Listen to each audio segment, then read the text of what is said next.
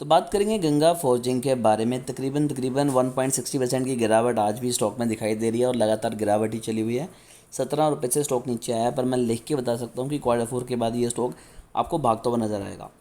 पिछले 5 दिनों में 7% की गिरावट, पिछले एक मंथ में तकरीबन न्यूट्रल से रिटर्न है। 6 मंथ में 18% की तेज़ी, पिछले एक साल में 166% की तेज़ी है और मैक्स चार्ट आप सभी के सामने है। और अगर मैं फाइनेंशियल्स पे जाऊँ तो Q3 में कंपनी ने बहुत अच्छा परफॉर्म किया था, जिसमें कंपनी का रेवेन्यू 5% इंक्रीज़ हुआ, नेट इनकम 246% इंक्रीज़ हुई, डिल्यूटेड ईपीएस 100% इंक्रीज़ हुआ, नेट प्रॉफिट मार्जिन 232% इंक्रीज़ हुआ, ऑपरेटिंग इनकम 30% इंक्रीज़ हुई है। और अगर मैं यहाँ पर फंडामेंटल पे आऊँ तो 104 करोड़ की मार्केट कैप, 64.8 का यहाँ पर stock PE, return on capital employed 4.67 कम है, रिटर्न ऑन इक्विटी 9.28 ये भी कम है, बट प्राइस के हिसाब से डिसेंट है। प्रमोटर होल्डिंग 40% है और यहाँ पर 18% जो प्रमोटर होल्डिंग है वो कम हुई है। तो सबसे बड़ा जो इशू निकल के आता है वो यही है कि सब चीज़ें सही होने के बावजूद प्रमोटर होल्डिंग इतनी ज़्यादा कम क्यों हुई। रिजर्व में 3 करोड़ है और 10 करोड़ का कंपनी के ऊपर तकरीबन कर्जा चला हुआ है। प्रमोटर होल्डिंग 18% चेंज हुई है, एफ की 0.04% की होल्डिंग है और डी ने यहाँ पर पैसा नहीं लगाया हुआ। फ्री कैश फ्लो भी नेगेटिव में है।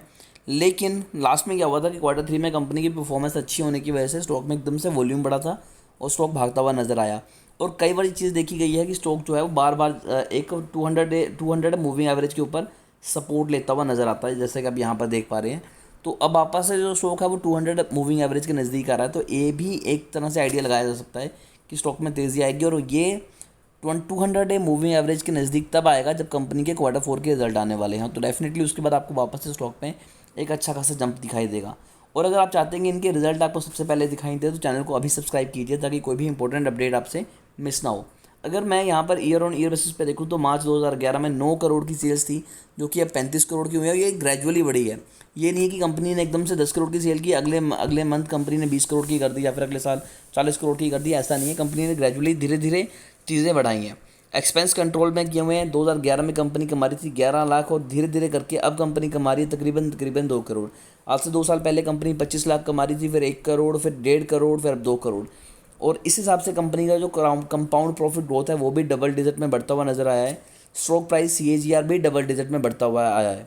तो ओवरऑल स्टॉक ने बहुत अच्छा परफॉर्म किया है। फिर भी शेयर को लेकर अगर आपकी कोई भी क्वेरी है तो आप कमेंट कर सकते हैं, हमारी कोशिश होगी कि आपको एक अच्छी एडवाइस दें।